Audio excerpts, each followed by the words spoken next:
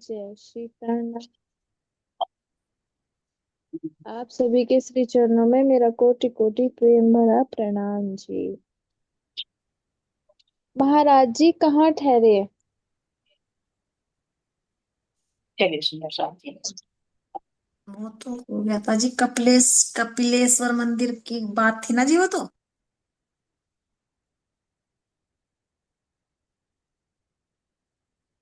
महाराज जी कहाँ उतरे रहते थे? कपिलेश्वर में ठहरे थे और फिर दूसरा प्रश्न है महाराज जी कहाँ उतरे हुए थे। चलिए जी महबूब बताइए कैसा बोल रहे हैं। महबूब भाई जी आपका है। ध्यान में उतरे हैं जी। किसके ध्यान में? महाराज जी से मतलब अपने विराट जी महाराज जी के ध्यान में अपना परम धाम में ध्यान लगा रहता उनका। जी ठीक। दादा गुरु उनके गुरु थे।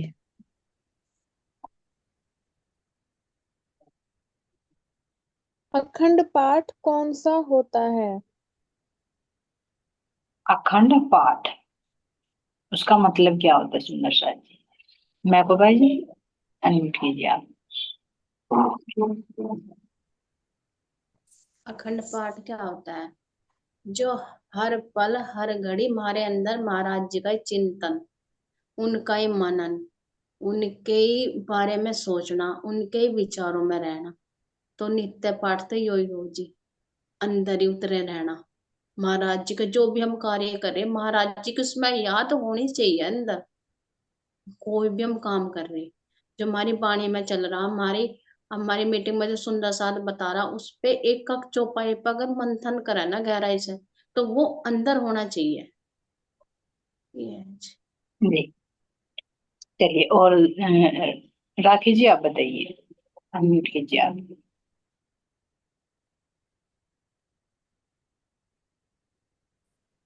राखी जी आपका हैंड रेज है। प्रणाम जी। मैंने सोचा आप उधर से करोगे। नहीं नहीं नहीं अनम्यूट है इधर से सुंदर साथ जी। और जो सुंदर साथ कंफर्टेबल हो कैमरा ऑन कर ले, और देखने में और आसानी हो जाती है सुंदर साथ जी। और प्रश्न जब बताते हैं तो और ज्यादा क्लोजली लगता है कि जैसे फेस हाँ टू जी। जो कंफर्टेबल। जी जी दूसरे से मैंने ज्वाइन किया हुआ, इसका कैमरा नहीं खुलता जी, ये खराब हो रहा है इसलिए। नहीं नहीं कोई और बन सुंदर साथ जिसका भी सही हो आप खोल सकते हो। चलिए। अखंड पाठ तो जी वैसे देखो, मैं को भाई जी ने जो बताया ना, अखंड पाठ तो वही है जो हमारी वाणी मंथन निरंतर चलता रहे। जैसे मान लो अब चौपाई चली, जैसे रोज चौपाई चल रही, अब वो चौपाई ना जी सुंदर साथ की है। ये एक प्रैक्टिकल की बात है जी। तो जी सुंदर सा है ना, वो पूरा दिन उसको मंथन करता रहेगा जी, पूरा दिन कि मुझे ये बोलना, इस चौपाई में से ये निकालना, मुझे ये मिला, ये मुझे रात को बताना। तो जी ये अखंड पाठ ही है जी, अगर एक चौपाई में भी रमन करे, क्योंकि पूरी चौपाई में ही पूरी वाणी है जी हमारी। जैसे पूरी वाणी का खंड पाठ लगा हुआ है ना जी यहाँ, कि आज वाणी का खंड पाठ लगा दे, ये तो हो गया जी बाहर से। कि जैसे बहुत सा तो ध्यान से भी नहीं पढ़ता जी बाहर के अखंड पाठ भी, लेकिन ये ध्यान से भी, चिंतन से भी, मनन से भी, ये तीनों हमारी तीनों क्रियाओं से अखंड पाठ हो गए जी ये। और इससे भी अखंड पाठ ना इन सब परे हो गए, जब आत्मा ना उसमें रमन करे, वो सबसे ज्यादा मेन अखंड पाठ है जी, जो चितवनी में बताया। जी जैसे जी अखंड चिंतन में एक हो गया मन से करा हुआ, और एक हो गया हमारी बुद्धि से, और एक हो गया हमारे शरीर से। जी बिल्कुल सही। अखंड जो कभी खंडित ना हो यानी लगातार चलता रहे एकदम। और बाहर का पारायण जो कह रहे सुनते हैं, बाहर के पारायण में तो देखो पढ़ा ही नहीं जाता, क्योंकि उसमें तो अपनी मंजिल पूरी करनी होती है कि मुझे यहाँ तक कितना करना है। बाई जी चांस जी तो कोई चौपाई पे ध्यान चला गया, नहीं तो मंजिल पर निर्दिष्ट रहती कि वहां तक का मुझे पूरा करना है। सही पूछे तो एकांत में बैठ कर जब अकेले मंथन करते हैं तभी होता है वाणी का मंथन, है ना? ठीक है राधिका जी। महाराज जी ने ये तो नेक्स्ट वाला स्किप कर दो आंटी। परायण किसे कहते हैं? कोई बात नहीं, इसका भी खुलासा कर देंगे सुंदर शाह जी। जी परायण तो यही हुआ है ना जी, जैसे कि मतलब हम भी अपने घरों में रखवावे जी और मंदिरों में भी रखे जावे जी, वही तो परायण हुआ है जी। लेकिन यही है जी कि बहुत से तो मतलब निज नाम का जाप करते रहेंगे जी और पेज पलट देंगे। लेकिन इसका महत्व यही बताया सतगुरु महाराज ने कि हमारे चित्त में कितना अखंड हुआ, वो है जी अखंड पाठ। जी और कोई सुंदर साथ बोलना चाहेगा पारायण के बारे में? जी मैं एक बात पूछना चाह रही, प्रणाम प्रणाम मतलब कि क्यों कहा, मतलब कि ऐसे। हाँ, ये परायण। यही प्रश्न था, परायण किसे कहते हैं, क्यों कहा जाता है परायण? हाँ जी, बताओ आप। जी परायण तो होगा ना जी जिसमें रमण करना। जी, राधिका जी बोल रहे हैं, आप बताइए। बेहद में रमण करना।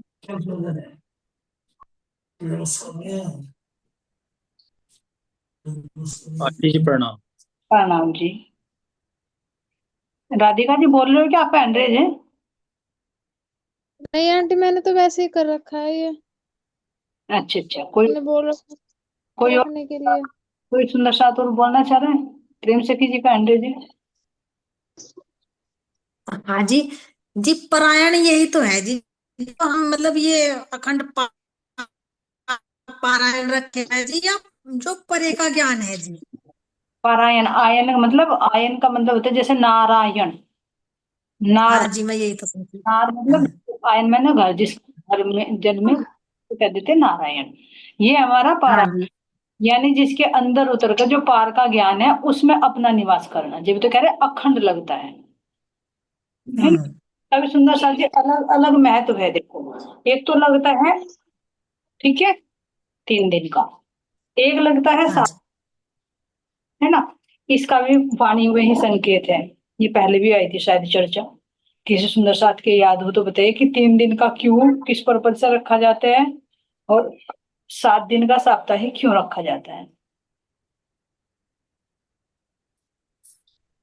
जी 3 दिन के तो जी वो संकेत भी है ना जी, बहुत जैसे सच्चित आनंद है जी, 3 अवस्थाएं भी है जी, तो 3 दिन का तो जी इसलिए है जी। हाँ, 3 दिन का इसीलिए रखा जाता है क्योंकि 3 दिन में हम ये एक ही पल में तो देख रहे हैं ब्रज रात, तो और जी 6 दिन, हाँ जी 6 दिन ये इसलिए हो गए ना जी, 7वां दिन तो परम धाम का बताया जी। हाँ, परम धाम का ये, और देखिए 7 दिन की लीला है ना, 6 दिन हाँ की जी। आपका घर का है, तो इसलिए 7 दिन में साप्ताहिक पारायण भी किया है हाँ जी। है ना? तो हर एक वाणी के अंदर से बड़ा मंत्र निकालना है की भी, तो 3 दिन का। बाकी सुंदर साथा म्यूट कर लो, आपकी आवाज कट रही बहुत, तो सबके अनम्यूट है, म्यूट है ना सबके। लता जी, तो यानी 3 दिन तक या 7 दिन तक अपने उसी पार के ज्ञान में ही रमण करना, इसलिए हो जाएगा पारायण, है ना? यानी वाणी वाणी का ही मंथन करना, और ये 3 दिन और 7 दिन ही नहीं सुंदर साथ जी। अब तो कह रहे महाराज जी कि 24 घंटे अखंड पाठ हृदय में लग जाना चाहिए, अगर एक भी चौपाई का अगर मंथन चला, जैसे मैको भाई जी ने बताया, या कोई भी पारायण भी कर रहे हैं, तो उसमें से कम ये तो देखे कि एक चौपाई तो कम से कम मेरे को के अंदर का अनुभव तो मुझे हुआ और फिर वो रहनी में उतर जाए, तो समझो कि अखंड हुआ है, एक भी शब्द अखंड हो जाए। जरूरी नहीं कि सारी वाणी एक साथ में हो, लेकिन अगर एक बार पारायण हाँ जी।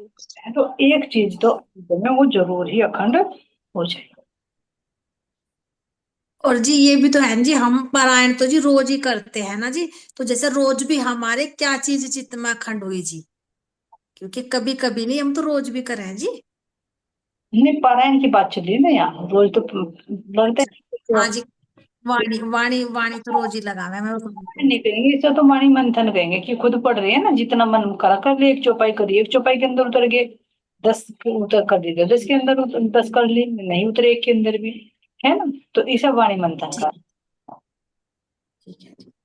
जी। जैसे जी कल चौपाई आई थी, कुंवारी, मतलब कि कुंवारी क्यों कहा, तो कल की चौपाई ना मतलब कि पूरा ही वो कर रखा ना, कल की वही चित में चल रही, वही चौपाई कैसे तो आई वो, कैसे कुंवारी बताया, कैसे राज्य के मतलब कि एक बहुत अच्छी तरह राज्य ने ऐसा अपने अंदर समझाया चीज को, कि जैसा अपने अंग अंग में जैसा अलग कोई चेतना का जो राज्य के अंदर बहुत राज्य ने डीपली ले जाकर, यानी कि राज्य ने अंदर उस चेतना के अंदर से कैसा मेरे राज्य का स्वरूप है, किस तरह राज्य के अंदर से क्रिया हुई, और राज्य के अंदर जो मंथन चला, यानी कि मतलब कि जो कुछ आया राज्य के वहां से तो आया यहाँ से, तो जब राज्य महाराज जी के अंदर चेतना में उनके विचार उनके खुद के चेतना के अंदर जो विचार चले ना जी, और मैं विचारों में जो कह दिया आनंद, मैं विचार राज्य के अनंत हुए अनंत, और पूरे 25 पक्ष में आनंद का ही स्वरूप है, राज्य के इश्क का स्वरूप है। जो राज्य के विचार में अंदर उठे और अंदर उठकर राज्य के जो शोभा का कह दे सामाजिक का रूप धारण करा, तो राज्य की चेतना ने खुद अपने विचारों से जो आनंद लिया, जो कह दिया, यानी कि वो तो एक कहने थे बिल्कुल राज्य प्रकाशमय है वो चेतना। जब राज्य के सुंदर सुंदर विचार उठे, तो उन्हीं विचारों से वो कहाँ आया, अब देखो उनके मन पाया। ये मतलब कि मुझे बताने नहीं आ रहा, चितवनी में बहुत अच्छी तरह समझाया राज जी ने, मुझे बताना नहीं आ रहा। और फिर जब आया प्रकृति तो का है ना। मैं को भाई कल तो प्रकृति का चला ना, प्रकृति कैसे बनी है, पर हाँ जी, प्रकृति का ये तो कैसे। मूल मूल में गई इसकी, जहां इसका मतलब कि हमारे राज्य की जड़ से मतलब कि वहां तक पता चला कि कैसे होती होती होती होती कैसे वो निश्चय जब अवकृत। बिल्कुल सही समझ गई मैं जो कहना चाह रहा है, वो मूल से कैसे प्रकट हुई, मतलब राज्य के अंदर से ही फिर वो कैसे फिर प्रकृति बनती है, बाहर प्रकट हुई है जी, ना। अब यहाँ देखो, एक कुंवारी कुंवारी कोई अब कुंवारी लड़की है, तो वो कुंवारी है ना, जो उसके अंदर वो जब उसकी सगाई हो जा, जब अपने दूल्हे के वो विचार अपने अंदर धारण करेगी, विचार से ही तो बढ़ेंगे ना वो। जब विचार जब पता चल गया ना मेरी इष्ट संबंध जोड़ने वाला, तो उसके प्रति उसके अंदर विचार उठेंगे। तो विचार ही उसके अंदर वह इश्क रूपी विचार जब अंदर उठेंगे ना उसके, तो वो विचारों से उसकी दुल्हन बन जाएगी। वो इश्क रूपी जो मिलन अंदर ही हो जाएगा, मिलने से पहले ही। जी मुझे समझाने नहीं आ रहा। जी नहीं नहीं, समझा दिया आपने जितना हम समझ पाए, वैसे तो कम ही समझे, लेकिन आप अपना भाव व्यक्त नहीं कर पा रही है, मतलब ये होता भी है सुंदर सा जी, जो अंदर में प्रैक्टिकल होता है ना, उसे कितना भी कोशिश करे ना, शब्दों में पूर्ण रूप से बयान नहीं हो सकता। बस फिर बार बार यही आता है कि कैसे बताऊं कैसे बताऊं कैसे बताऊं, है ना। चलिए राधिका जी नेक्स्ट क्वेश्चन की ओर चलिए।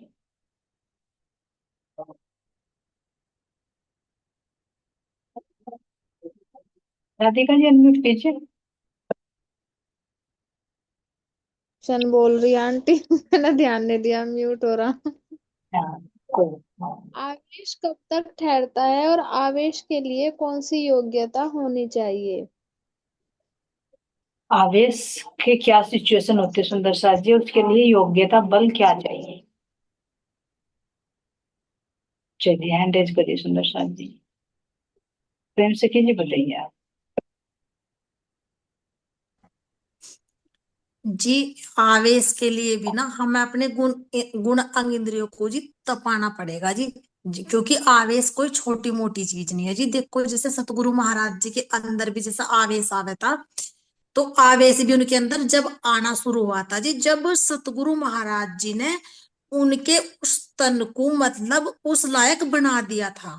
जैसे मेहर सागर में भी चौपाई आवे जी, कि वो वाली चौपाई है जी, गुण अंगिद्री मेहर की रूह मेर फुकत माहे बूंद।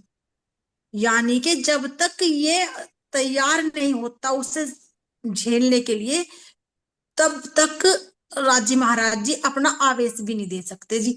तो पहले पात्रता यानी कि योग्यता जरूरी है जी, तब वो आवेश भी तब झेल रहे हैं जी ये तन, नहीं तो झेलता नहीं जी। तो क्या ये आप है जी मेरे भाव। हर समय रहता है, क्यों क्या करते हैं, क्या क्रियाएं उसकी। कहाँ गए? हाँ जी। हाँ जी, नहीं जी, हर समय नहीं रहता जी आवेश, कभी कभी आवे जी। जी चलिए, और सुंदर साथ जी अंजू सखी जी के भाव पूछते हो केल भाई जी के। हाँ जी, प्रणाम जी दीदी। आवेश तो है, जोश है जो कभी कभी रहता है, आवेश तो हर समय ही रहता है। जैसे परमहंस हुए सारे जितने भी है, चाहे बड़े महाराज जी हुए, जिनका मैंने सुना हुआ, जैसे कि बड़े महाराज जी ने अपने सारे जीवन में कितने कष्ट सहे, यानी उन्होंने क्या किया, सकल औध अंग साज के दौड़ मिलिए धनी निज घर।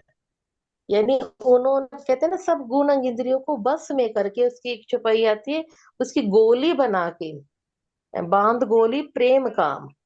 यानी अगर आज हमारे ऊपर कोई भी कष्ट आता है, दुख आता है, तो क्या हमारा शरीर पहले ही हो जाता है। एक चौपाई मैंने उस दिन भी आपको बताई थी, तीन तजे है तीन शरीर। यानी वो शरीर के बंधनों से, जीव के, यानी सब कुछ ऐसी एक चौपाई आई थी ना उस दिन परमहंस की, जब आई थी, तीन तजे हैं तीन शरीर। यानी इन सब चीजों के ऊपर है। चाहे अपनी इंद्रावती जी का देखो, अब पूरे, एक इसमें अभी क्वेश्चन भी इन्होंने बनाया है, युद्ध वाला बनाया ना इन्होंने, तो कितना कितना त्याग करना पड़ा। पत्नी का भी त्याग किया, हफ्सा में भी गए, और भी कितने उन्होंने कष्ट। कभी कभी ऐसा तो था नहीं ना, पूरी वितक में आता है कि वो कहीं पर भी बैठ गए हो। हिंदुओं ने इसलिए नहीं बैठने दिया कि ये भी कुरान पढ़ते हैं, मुसलमानों ने इसलिए नहीं बैठने दिया कि ये हिंदू पक्ष की बात करते हैं। यानी इन सब से वो ऊपर उठ गए थे। और क्या क्वेश्चन क्या था, ये था ना कि आवेश हर समय रहता है, और क्वेश्चन क्या था दीदी पूरा? उसके लिए क्या योग्यता चाहिए, पात्रता? योग्यता तो दीदी पात्रता चाहिए नहीं होती, वो राज्य खुद ही ठोक पीट के बना देते हैं। वही तो हम चाहे ना कि हम ये कर लेना, हाँ, राज्य खुद ही ठोक पीट के शुरू से ही वैसा बना देते हैं। हाँ, कोई भी, कहते हैं ना, कोई, आज मैं प्रकरण मंदिर में बारी थी पाठ पढ़ने की, उसमें प्रकरण था कि दुख तो कोई मांग के नहीं लेता। कुछ चुपाई थी, वो धनी भी जिस पर संकुल होते हैं ना, उसी को दुख आता है। तो कोई ये चाहता नहीं कि राज्य अपने आप ही ऐसी कलाकारी दिखाते हैं शुरू से ही। वो कहते हैं ना, पहले दिन से इतना बड़ा दुख परेशानी आ जाती है ना, कि फिर बाद के सब दुख छोटे हल्के लगने लग जाते हैं। यही बात है दीदी। और हो सकता है क्वेश्चन मुझे पूरा समझ ना आया हो। नहीं नहीं, बिल्कुल सही बता दिया आपने। केल भाई जी और नवरंग भाई जी के भाव पूछते हैं। हाँ जी।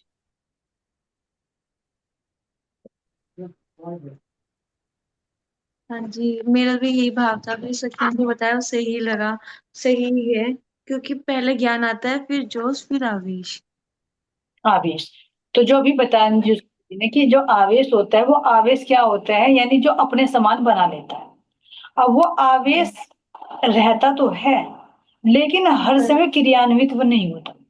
जैसे वो इंद्रावती जी के माध्यम से वाणी उतरी है, तो हर समय नहीं उतरती थी।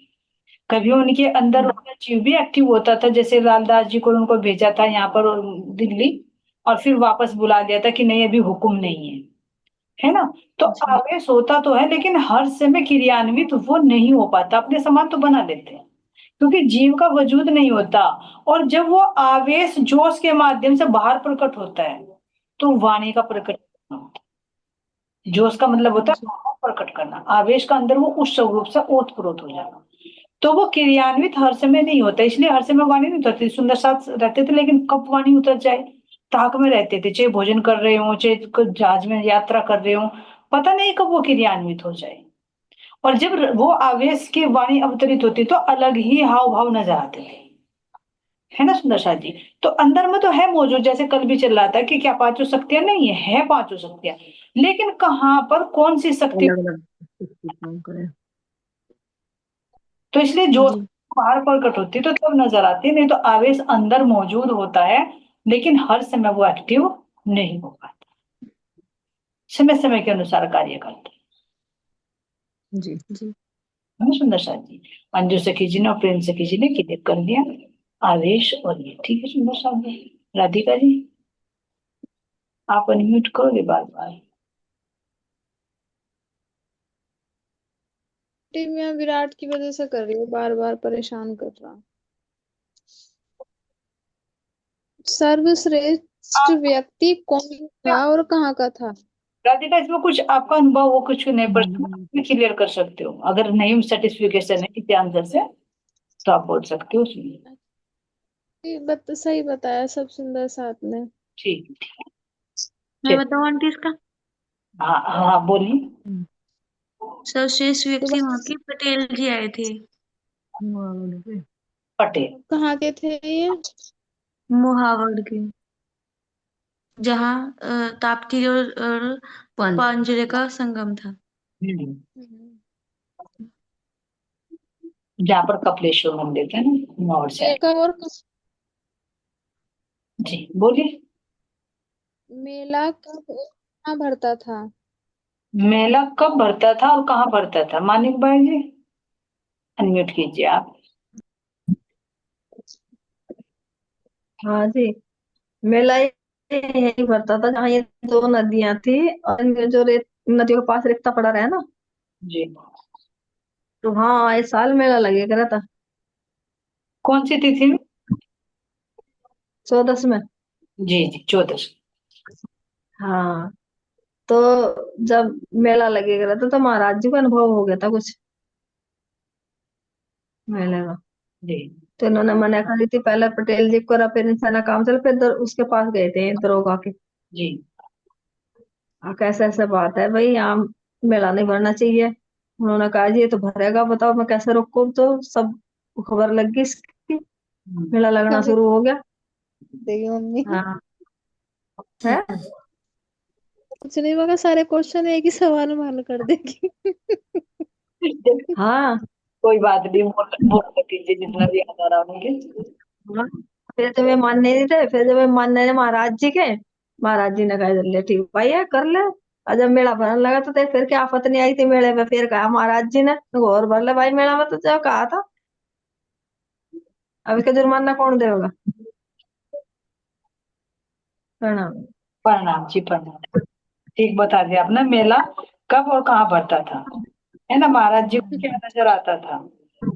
महाराज जी। हाँ जी, अरे ये जो पीछे क्वेश्चन चला ना जी भाई महाराज जी को बता, है नहीं, तो इसके लिए देखो तीन अवस्था ऐसी भी तो है ना।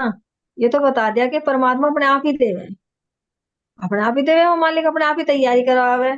लेकिन इसमें तीन अवस्था पहले हमारे शरीर की होगी, शरीर की होगी ना, स्थूल की, फिर सूक्ष्म की होगी, फिर कारण की, फिर महाकारण की होगी।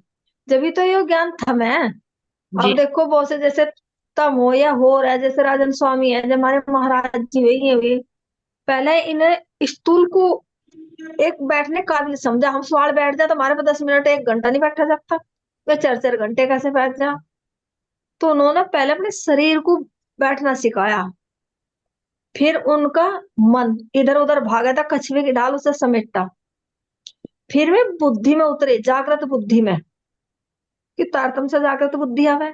फिर जागृत बुद्धि में कारण में उतर के फिर महाकारण को देखा कि हम किस कार्य आए थे यहाँ, क्या हम करने लगे। जब ये मूल मिलावे में उतरे मार्फत में, जी मार्फत ज्ञान में। जी हाँ, तो इसका करा तो देखो महाराज जी, लेकिन करवा तो रहे, हम पे नहीं करवाए, और सुंदर साधन तो बहुत करा। हाँ, जीव की कसनी भी होती है, देने का हुक्म तो होता है लेकिन जीव की कसनी भी होती है। जैसे मान लीजिए अब हाँ जी। देखिए महाराज जी ने हमें कहा भाई तुम्हें वाणी मंथन करना है, ये चितवनी करनी है, पर हम आलस्य के वशीभूत होकर पड़े रहे तो राज्य का तो इसमें दोष नहीं है ना, वे तो प्रेरणा दे सकते हैं, त्रुटि तो जीव को भी कसनी पड़ेगी ना। नहीं जी, आलस से भी नहीं करते बहुत से, समय बजे उठे, हम सोचे 4 बजे उठे, उठ भी जा, आसन पे भी बैठ जा, और ध्यान में भी बैठ जा, और करे भी, लेकिन शरीर नहीं बैठता, कि शरीर की सिद्धि नहीं करी हमने। तो सावधान है ना पहले से। सावधान ये ना से तो होता नहीं हमारे पे, और देखो 2 2 घंटे ध्यान लगा ले बहुत से, जी चलिए। घरों में सुंदर साधन में भी लगा ले, लेकिन हमारे प्रगति। प्रणाम। प्रणाम जी, कोई बात नहीं, गोपी वाला भाव तो दिन रात रमण सरल महाराज जी को क्या लगता था? जी राधिका जी दोबारा बोलिए। महाराज जी को क्या नजर आता था? क्या नजर आता था महाराज जी को सुंदर साथ जी?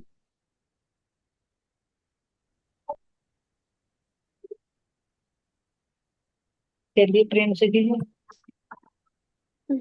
जी इसमें मतलब दो क्वेश्चन आ रहे जी मेरे ध्यान में। ये जब नदी की घटना हुई या जब की बात है, या मतलब अगला पिछला जो नजर आता है एक आत्मा को, वो वाला प्रसंग है जी। कोई बात नहीं, प्रश्न सुनकर तो सबके दिमाग में दोनों ही घूम गए, दोनों को ही क्लियर कर दोनों दीजिए। जवाब बता। हाँ जी, मैं यही पूछना चाह रही, जैसे कि मतलब महाराज जी के, यही है ना जिनका सवाल? अच्छा वंदना जी, अगर कि कॉन्ग्रेचुलेशन। मतलब एक क्या एक नजर आता था एक ये? देखो इसमें मेरे भाव ये है कि जैसे कि एक आत्मा जागृत होगी, तो उस तो अगला पिछला क्या क्या नजर आवेगा कि हम ब्रज में भी आए थे, हम रास में भी आए थे, और उसे होने वाली घटना का भी आभास हो जाएगा कि ये क्या हो, अब क्या होने वाला, जो जो हमारे सतगुरु महाराज जी के अंदर भी आया कि अब ये घटना घटने वाली है, क्या होने वाला है।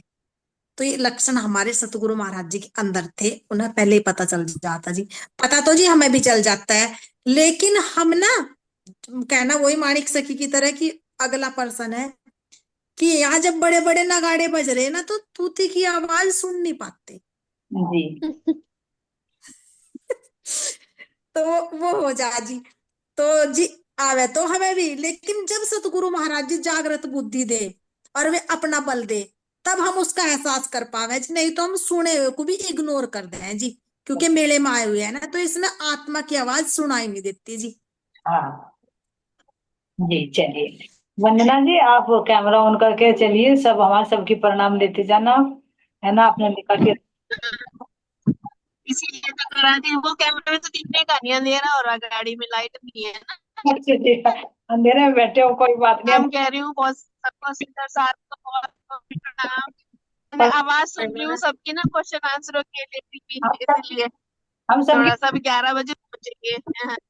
जी जी, हम सबकी प्रणाम लेते जाना। अब ये याद आ रहा है कि बड़ी, हाँ जी, ये याद आ रहा है, बड़ी दूर नगरी पिया की बड़ी दूर नगरी। कोई जा रहे कैसे हैं आओ आंटी? रेखा सब नाम। सुंदर साथ को बहुत बहुत प्रणाम। प्रणाम जी। जा रहे हैं तो जी आंटी? ये चतुरा सखी ने सिद्ध करके दिखा दिया जी कि रात को आओ तो डर मोए लगे। देखो मेरे रात को आऊं तो ट्रेन, दिन है ना शक्ल मेरी। और दिन में आऊं जी तो, हाँ। है ना। अरे वाह, दर्शन हो गए वंदना जी। बहुत अच्छा जी, बहुत अच्छा। चलिए आपके शिक्षक में हमारा कोटि कोटि प्रणाम जी। हम सबकी महाराज जी के धाम पर, और जाकर हमें दर्शन जरूर कराना आप कल, है ना जी। हाँ तो जी यही थे जी मेरे भाव तो जी कि पिछला तो हमारा यही है जी यहाँ का, और अगला हमारा परम धाम का है जी, जो परम धाम में रमण करे। हाँ अब दूसरा जो है, और क्या नजर आने लगा था? जी वो जो मेला था ना, तो वहां सतगुरु महाराज जी को नजर आने लगा था कि यहाँ कुछ ना कुछ अनहोनी होगी।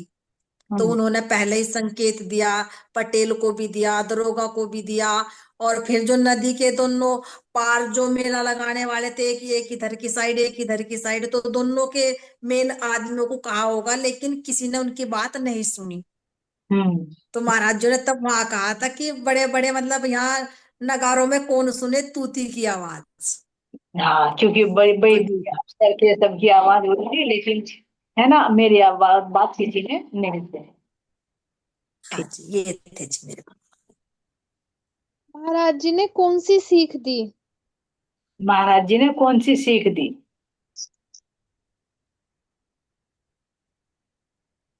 चलिए सुंदर साथ जी। जी प्रणाम। हाँ जी महाराज जी ये सीख है कि हमें सदगुरु की बातों को विश्वास करना चाहिए।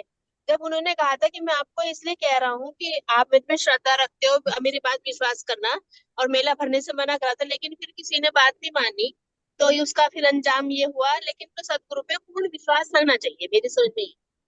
जी।